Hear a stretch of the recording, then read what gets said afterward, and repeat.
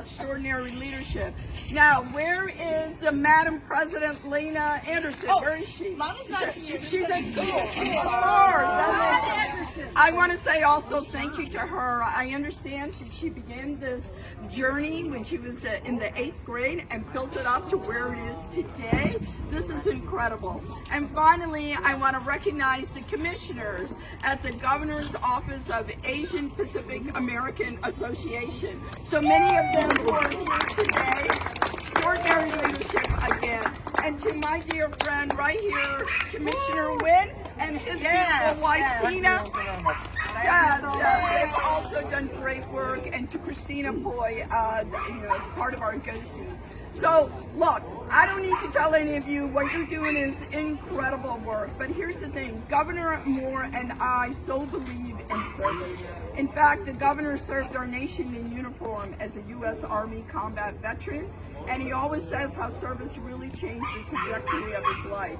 Myself, I came to this country as an immigrant, and let me tell you, with great opportunities comes great responsibility.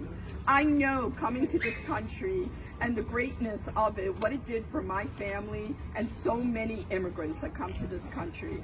And I knew as soon as I graduated, I wanted to give back, pay it forward. So I've dedicated my life to public service from the moment I stepped away from college as an engineer, and now through public office, serving the community at a larger scale. So here's the thing, we know that service changes us in so many ways, right? Service is sticky.